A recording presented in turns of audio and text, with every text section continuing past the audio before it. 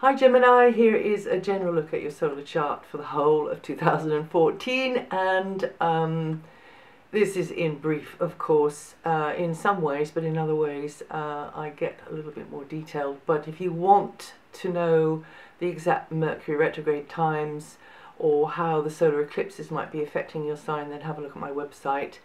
We're going to have 3 Mercury retrogrades this year, and the first one starts on February the 6th. And those usually affect you because, of course, you are a Mercury-ruled sign. The 2 solar eclipses are happening. The first one is April the 29th, happening in Taurus, and the second one is October the 23rd, happening in Scorpio. But the big news, the big headline, is the Cardinal Grand Cross due to happen in April-May time. It's coming in late March, and it will be over April-May, and that's about the time that this ongoing very revolutionary square angle between Uranus and Pluto, which has been happening since 2011 and is due to carry on until the summer of 2015, but probably the effects of it will carry on into a little bit of 2016. That is when that's going to be triggered by this grand cross with also Mars and Jupiter there. So Uranus and Pluto are running close to each other then, and also will be running close to each other again, not in a grand cross, in November, December 2014. We've just had a time this past November when they were very close together, and of course the disruptive effects have been noticed with conflicts across the world, which we're getting pretty used to during these years, but also with the weather, because it can also be affecting the weather. So the Cardinal Grand Cross is going to be manifesting events in certain places at certain times in late March, April, May, and this isn't necessarily for you personally as a mutable sign, but this will be affecting the cardinal signs, and this will mark yet another moment of choice as we shift out of the Piscean age and into the Aquarian age. Yes, a window of time to watch out for. Venus is in Capricorn, came in there on November the 5th and will stay for a very long time until March the 6th, and this may be good news for you. It's not a powerful aspect for you, but it is in a money area of your chart, so the potential abundance of Venus will be in this very long transit of a joint money area, an area of joint interests, joint holdings, joint projects. So it's not just about money, but it can be about resources, useful resources, and you should do your best to make hay while the sun shines while this one is around. And you could do well in negotiations, buying, selling, letting, leasing, borrowing, lending, and you could there could be goodies in the pipeline there if you play your cards right. Like I say, it's not a strong aspect for you. Someone could contribute useful advice or some other kind of resource anyway. Somebody could be around that kind of picks up the tab for you. Now that might be with cash, it might be with goods, it might be with just a general moral support, really. So make sure that you make the best out of this nice position here of Venus for you, and overall I think you should feel more supported. Actually, Venus here could be very good news for you in the love department. You and someone could get a lot closer, more involved, more intimate, and you feel you feel that is not just casual, but something that is a little bit deeper, a deeper kind of connection in a close relationship. But indeed it can also mean more involved connections with others in different kinds of relationships. But yes, it can be a sizzly time. Mars entered Libra on December the 8th and will stay there until July 25th. 2014. Now this is in a very good angle to your sun sign and will be activating you, a very creative area for you, or procreative area for you. Some of you, for some of you, could be a new arrival maybe, but also in the romance department, this also is another signal coming from another sector of your solar chart, which is about potential romantic connections. So yes, indeed. Well, if you're looking, then take advantage of it. You'll probably get more opportunity to be more on show for some reason, and also on the receiving end of admiring glances, of course, but be on show. This is an area which is a little bit kind of performance orientated, good for promotional activity, good for creative enterprises, speculative ventures. Also, it's an area, especially with Mars in it, where you could be feeling quite competitive. For some reason, maybe it's about the love relationship, maybe it's about something that you are, you know, wanting to kind of showcase in some way. You might be in a little bit of a mood to take risks, maybe encourage others to do the same. This is a very fiery, motivating kind of vibe with Mars here, and great for the artists among you as well. So yeah, some of you could get involved in a hobby that really gets you kind of gets you feeling your power more. Some of you, or leisure activity, sporting activity even, and some of you could become involved or more involved with a leisure type industry. But yeah, the arts as well. Jupiter is in Cancer, the sign after yours, until July the 16th, and then it goes into Leo. So growth continues to come through another financial area. You've got two pretty beneficent energies in your financial houses. So what's not to like about that? So at least, you know, things can kind of tick over okay, but in fact at most you can, if you really work with this energy and you are thinking about buying or selling or investing in some way, then this can work for you. Or indeed it might work out that somebody decides to invest in you, and something that you can do. So yeah, so just make sure you put yourself in the sorts of environments where they know you're there, and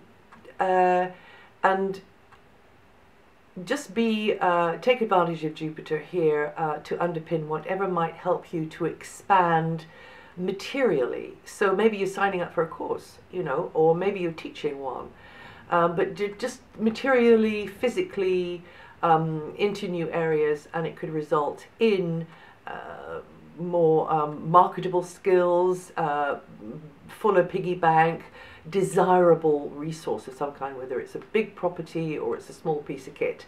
So just think a bit bigger. Jupiter then enters Leo on July the 16th and begins a cycle of developing you through communications. This is, again, a very good angle to your sun sign, and that's right up your street, the communications area. Actually, Jupiter is coming into your own house of the zodiac. It's not in your sign, but it's in your house, in Libra. So, sorry, not in Libra, in Leo. So this is an area which is very good for the things that you kind of have a leaning towards: communications, media, education, and you can benefit through networking and getting new contacts, sourcing information, putting information out there, putting experience out there, and just in general developing your communication style, speaking, writing, anything through the arts and media. And if you're ready to seize fresh opportunities and learn new things, you begin to see a range of happier options unfolding before you. Jupiterian expansiveness influences you into a more outgoing, positive frame of mind, and but of course Saturn is always going to keep you realistic.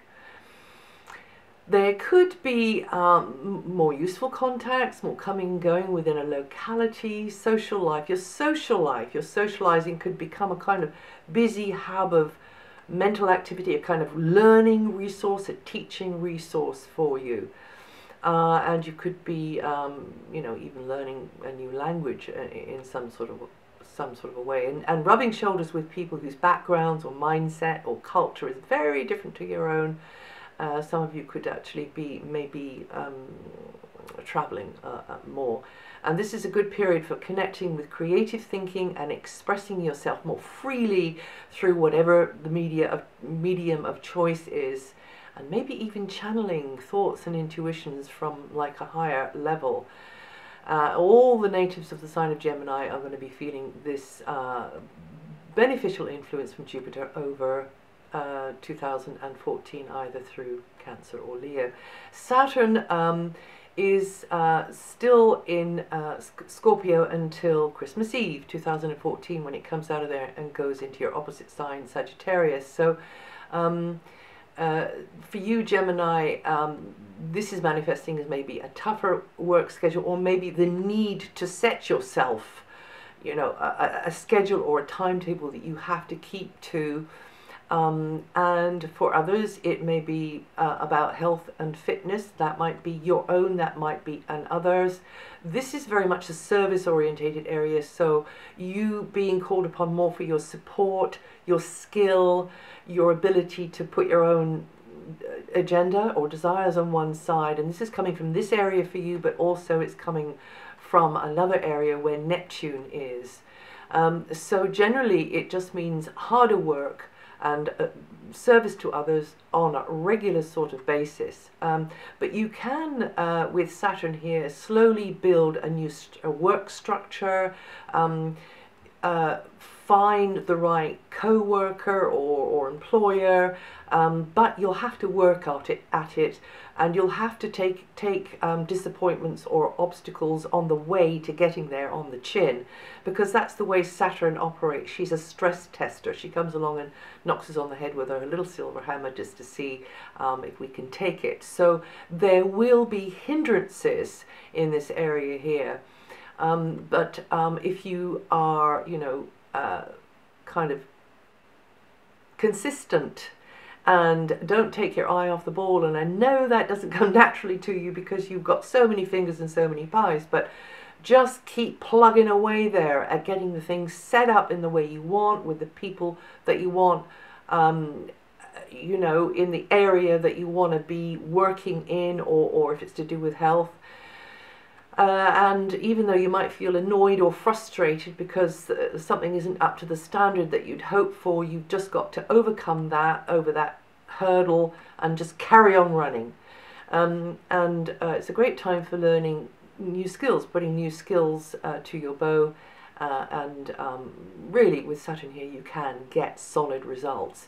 And you Geminians born from the 5th of June onwards, or from 15 degrees rising onwards, are going to feel this energy the most.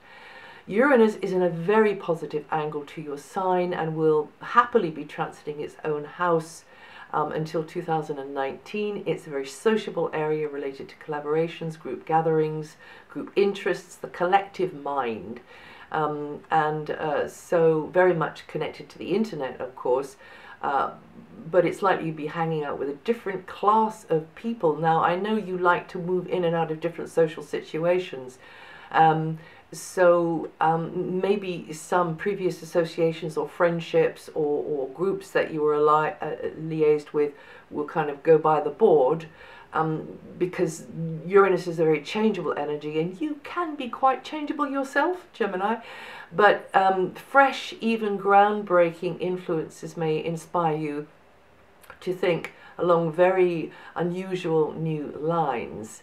And this is a very progressive, futuristic part of your solar chart, the way you're getting this really good vibe from Venus.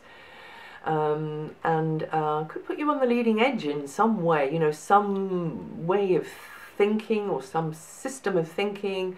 A previous structure may be replaced through new contacts or other areas which put you very much, you know, out in the front kind of in the in the top league or in the front running of something, and maybe getting interested in more humanitarian type things as well.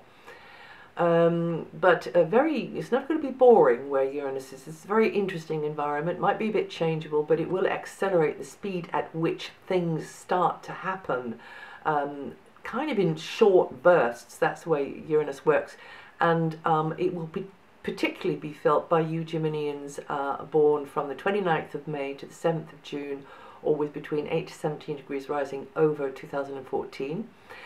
Neptune is has now come out of the area, which was more about, you know, philosophy of life and the abstract, the theory, the ivory tower, and has now come into your career area.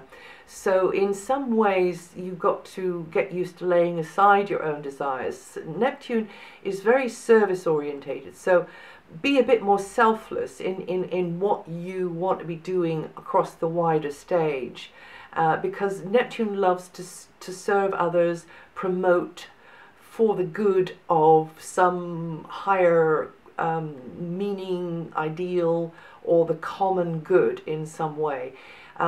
So you might have to, there might be this feeling a little bit of sacrifice there, but if you're involved in the arts, or if you're involved in medicine, anything to do with the water like boating, hospitality, spirituality, healing, charities, catering, anything, you know, well, I mean, there's lots of ways that you can be performing a service, but you will be feeling more like, I'm doing this because it's not just going to benefit me, it's not just going to feed my ego, but actually it's going to do good to others. Then that would be meeting the criteria then of Neptune. Charity work, did I say that? Probably did. You know, that would be meeting the criteria of Neptune, and once you meet the criteria of a planet in the best way that you can for yourself, the most comfortable way for yourself, then that means it just won't kind of run roughshod all over you. So there's lots that you'll probably realize that maybe you didn't think through thoroughly before. You missed important details, and that's the thing with Neptune. It can cause a little bit of foggy thinking at times. But even though you might feel a little bit overlooked or undervalued, then, you know, you get brownie points in heaven, and you get this sort of inner kind of feeling of satisfaction that you gave it your best shot. And as a matter of fact, that is going to do a lot of good, whatever that is about. And you might feel a little bit invisible sometimes, but that might be good news or bad news for you. Geminians are born the 24th to 29th of May, or with 3 to 8 degrees rising, going to feel this energy the most. And Pluto just keeps chugging away there in the background, helping you to let go of old scenarios, in relationships, or to do with property matters, or I mean, you know, really historical old scenarios, that old order crumbling, the decks clearing, and the new dawn, and the phoenix rising from the ashes, with in a material sense or with deep heart connections. There could be some turbulence along the way, and some ups and downs and change related to assets, inheritance, and your sort of your deeper values. But you are letting go of the old order and being reborn, and along with Uranus making progress in something that you wanted to achieve for a very long time. And you Geminians born the 31st of May to the 5th of June, or with 10 to 14 degrees rising, going to feel that energy the most. And that's it for 2014. I wish you a very interesting, fulfilling, happy and challenging year, because that makes the best story, doesn't it, to have a bit of challenge. And I'll see you again soon.